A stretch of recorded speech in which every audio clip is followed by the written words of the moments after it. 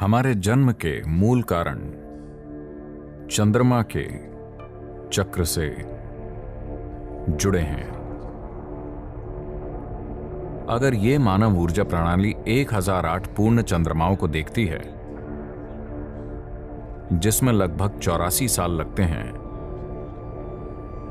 तो बहुत कम मदद के साथ आप जन्म और मृत्यु के चक्र से परे जा सकते हैं।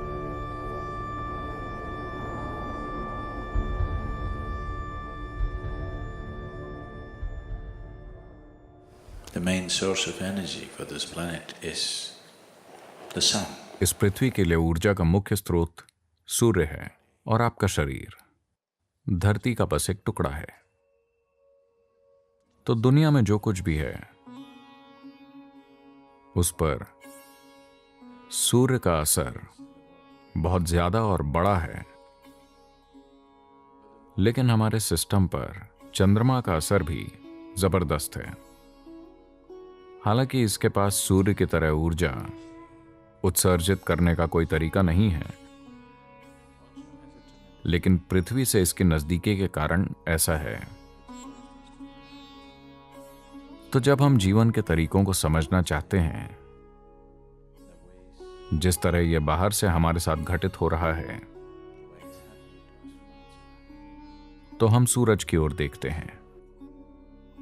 When we want to understand the way life is happening from within, we look to the moon. जब हम समझना चाहते हैं कि जीवन भीतर से किस तरह घटित हो रहा है, तो हम चंद्रमा की ओर देखते हैं।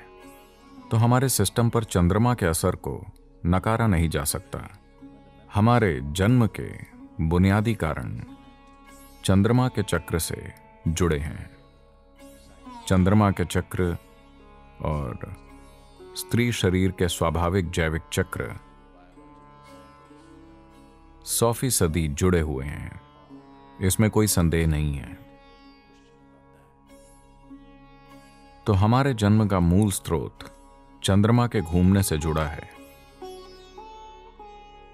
क्योंकि शारीरिक रूप से हमारे जन्म और हमारे जीवन की जड़ इसी में है।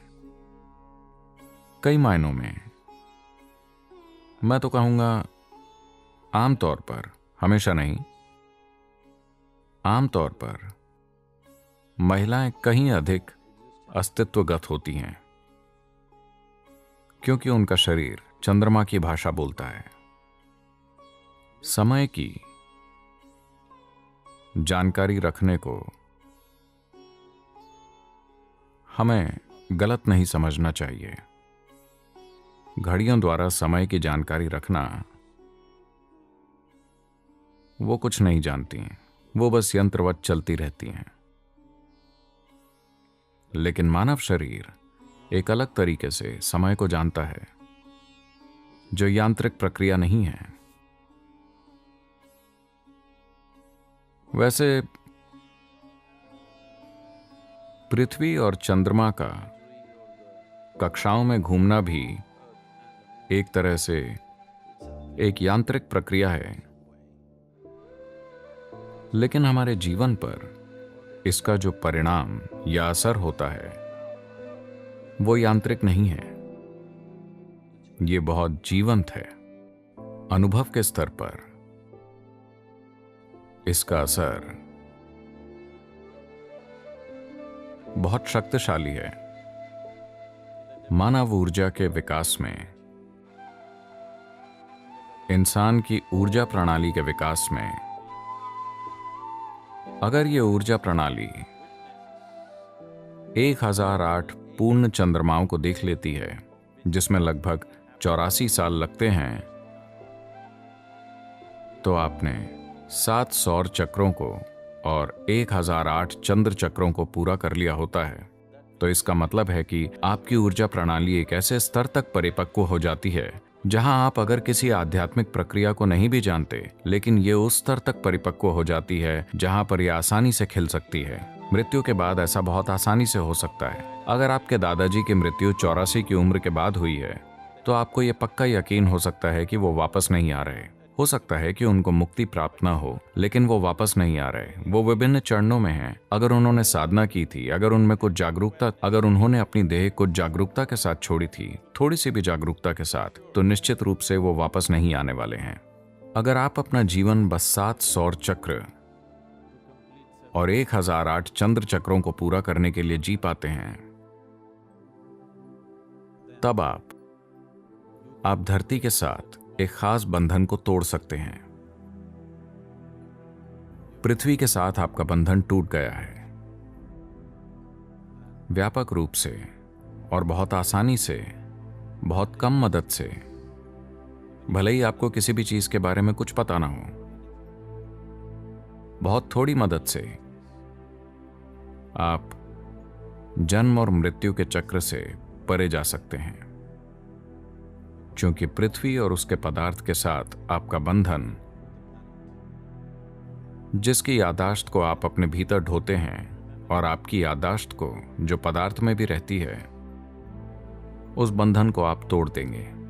एक बार जब यह बंधन टूट जाता है, तब जो काम किए जाने की जरूरत है वो बहुत आसान होता है। अगर आपके घर में उस उम्र का कोई बुजुर्ग इंसान है, तो एक चीज जो आप देखेंगे कि उनके जो भी गुण या लक्षण थे, उनके बर्ताव और सामान्य व्यक्तित्व के गुणों के जो भी महत्वपूर्ण लक्षण थे, आप देखेंगे कि 83 से 85 के बीच कभी उनके ये लक्षण नाटकीय ढंग से बदल जाएंगे।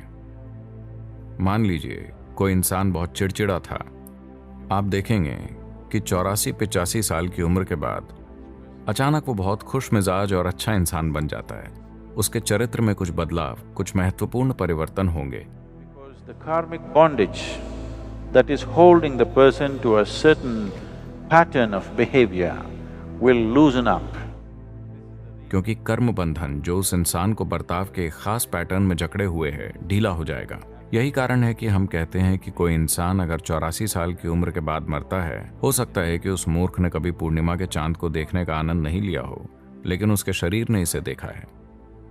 हो सकता है कि उसकी आंखों ने नहीं देखा हो, लेकिन उसका शारीरिक स्वरूप 1008 चांद का गवाह रहा है, जिसका मतलब है कि उसकी कर्म संरचना ढीली हो जाएगी। एक बार जब वो ढीली हो जाती है, तो वो तुरंत दूसरा शरीर नहीं ढूंढ सकता। कोई गर्भ उसे स्वीकार नहीं करेगा। इसका मतलब है कि वो यहाँ वहाँ घूमता रहेगा और हम उसे बहुत आसानी से ठिकाने लगा सकते हैं। बस यूं ही उसे किसी दूसरी प्रक्रिया से गुजरने की जरूरत नहीं है, भले ही उसने एक बिल्कुल अनभिज्ञ जीवन जिया हो। लंबी उम्र का यही महत्व है। लोग हमेशा आशीर्वाद देते हैं, आपकी उम्र लंबी हो। जरूरी नहीं कि आप मजे कर रहे हैं। अगर ये एक दुखी जीवन भी है, तो भी आप एक लंबा जीवन जिए, ताकि हम आपसे हमेशा के लिए छुटकारा पा जाएं। क्योंकि एक बार जब आपकी कर्म संरचना ढीली हो जाती है, तो एक और गर्भ खोजना मुश्किल हो जाता है। नामुमकिन नहीं, लेकिन मुश्किल। तो यही वो दौर होता है जब कोई ऐसा व्यक्ति मौजूद होगा जो इन चीजों को कहीं पर विसर्जित कर देगा, जहां भी हो। भले ही उन्होंने अपने जीवन में किसी भी आध्यात्मिक आयाम को नहीं जाना हो। तो अगर आप किसी भी चीज के लायक नहीं हैं, कम से कम पर्याप्त लंबे समय तक जिए। मेरे आसपास ऐसा मत कीजिए। अगर आप दुखी हैं, तो अपने दुखों को कहीं और जाकर कीजिए और 84 की उम्र में आ जाइए। हम आनंदमय लोगों के साथ रहना पसंद करेंगे। 84 की उम्र में आपका स्वागत है।